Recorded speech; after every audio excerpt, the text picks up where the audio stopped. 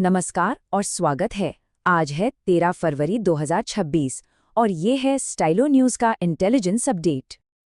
आज की हमारी मुख्य खबर पश्चिमी गोलार्ध से आ रही है, जहां अमेरिका के हाल के कदमों ने एक बहुत ही अहम रणनीतिक बदलाव का इशारा किया है।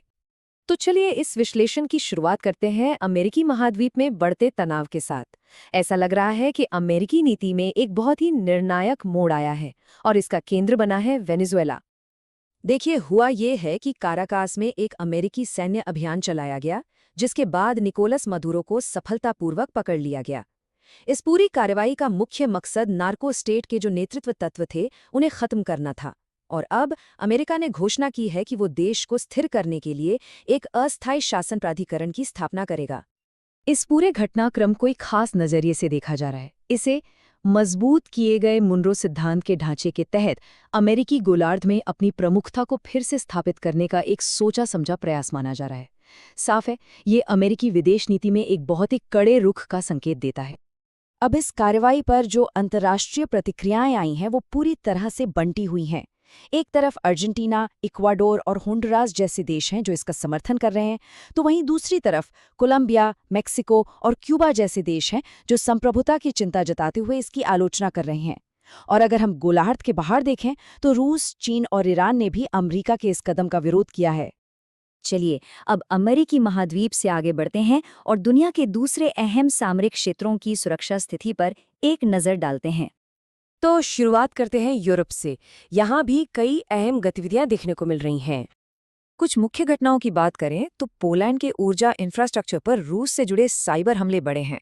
इसी तनाव को कम करने के लिए अमेरिकी यूरोपीय कमांड और रूस के बीच एक बार फिर उच्च स्तरीय सैन्य बातचीत शुरू हुई है। इसके अलावा यूक्रेन संघर्ष को देखते हुए नाटो के सहयोगी देश अपने रक्षा खर्च की प्रभावशीलता पर बहस कर रहे हैं और साथ ही नाटो मंत्री आर्कटिक की सुरक्षा पर चर्चा करने की तैयारी में भी हैं। यूरोप के बाद अब नज़र डालते हैं इंडो पैसिफिक और मध्य पूर्व पर। यहाँ भी हालात काफ़ी तेज़ी से बदल रहे हैं।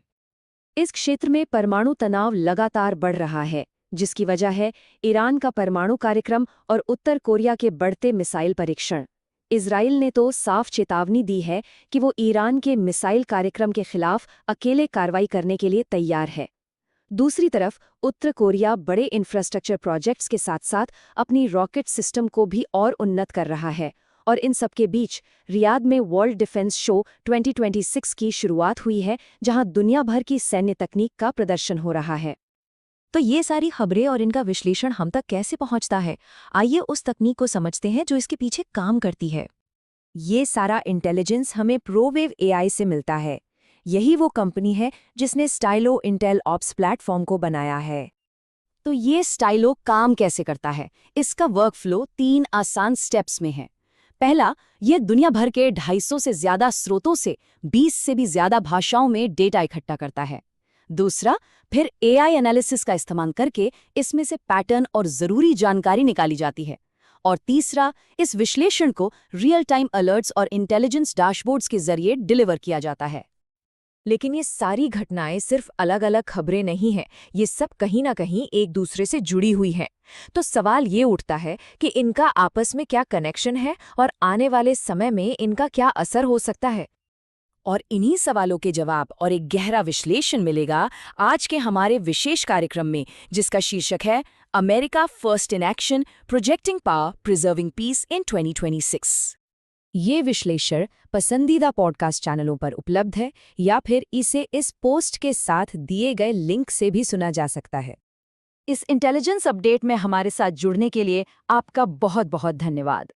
और AI powered news on demand पाने के लिए www.stylonews.com पर ज़रूर सब्सक्राइब करें।